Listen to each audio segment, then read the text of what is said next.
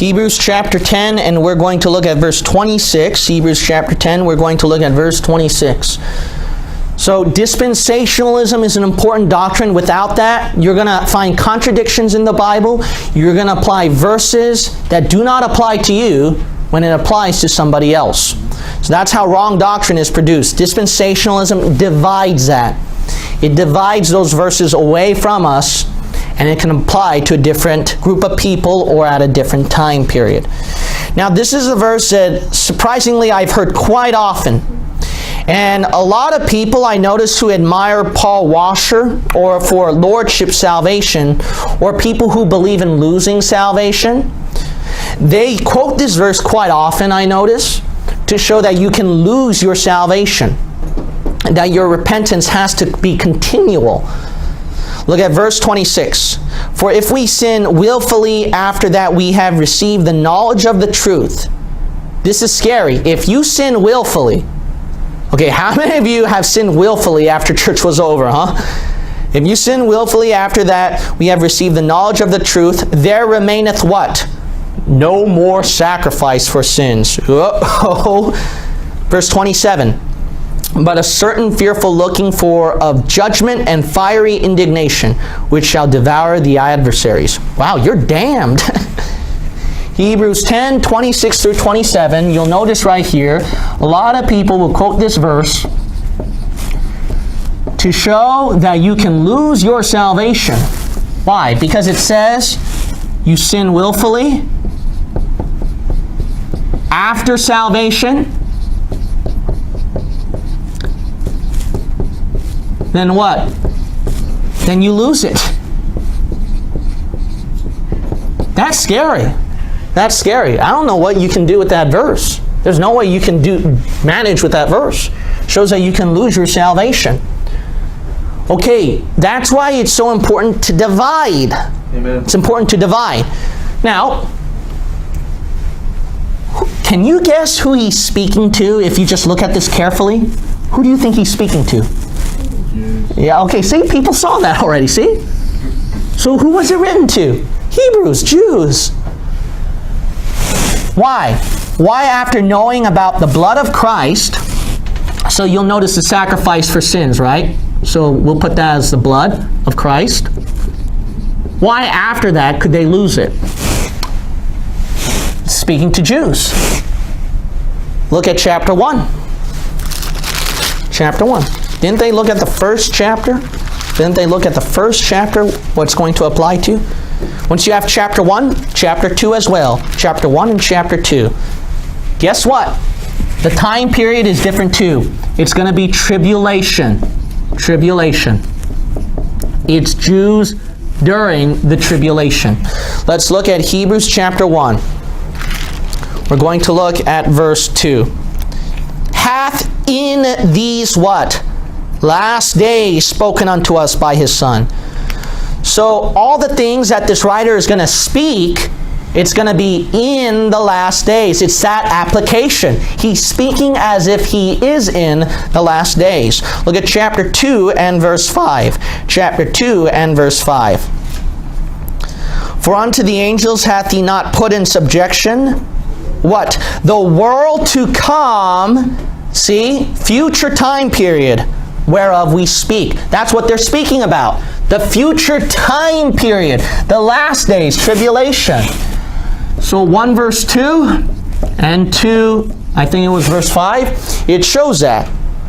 It shows right here that this is at a different time period. It's future. That makes sense.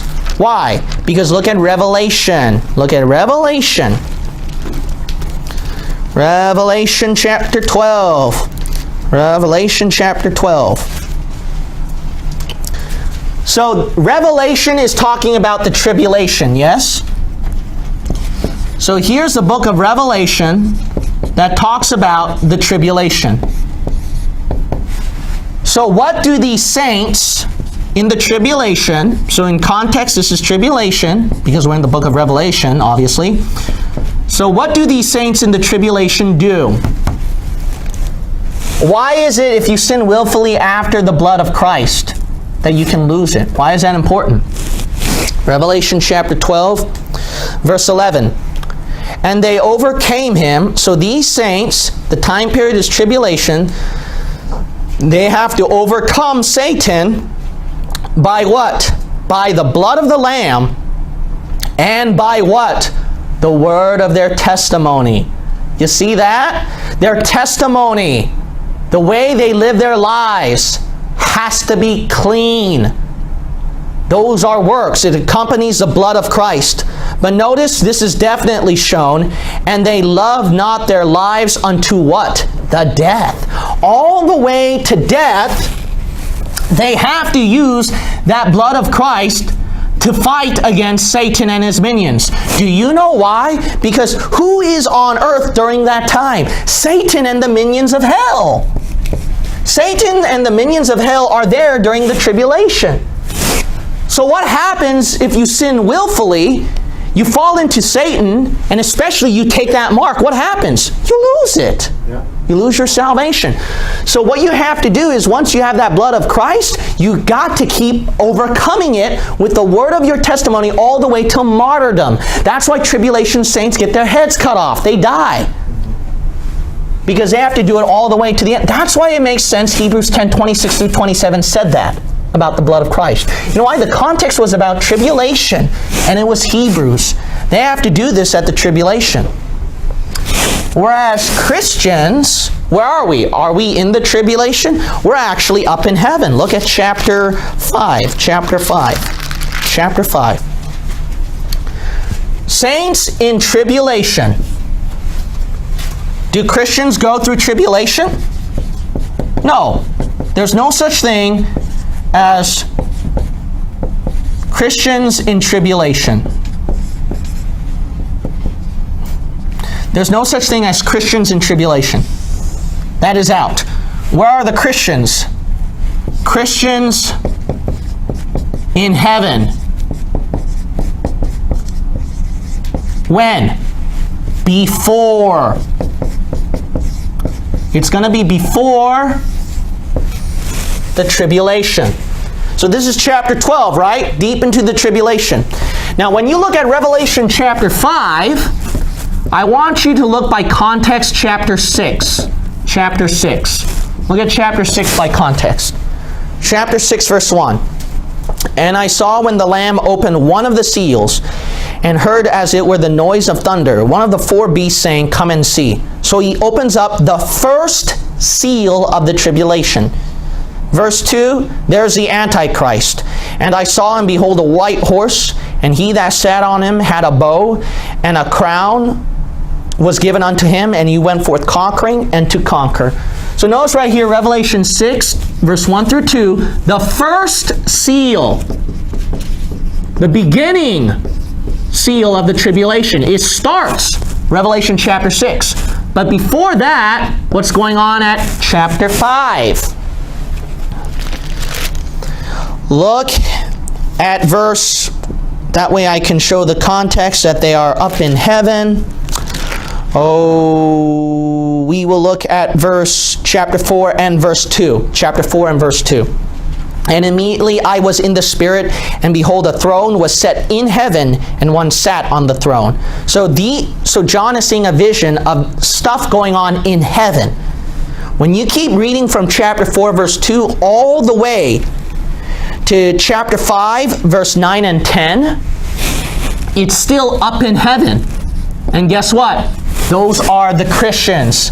Christians up in heaven. Because look at verse 9. And they sung a new song, so this is still up in heaven. Thou art worthy to take the book and to open the seals thereof. See, he's going to open that first seal in the tribulation, but they're already up there. But notice, for thou wast slain, and what? Hast redeemed us to God by thy blood out of every kindred, and tongue, and people, and nation.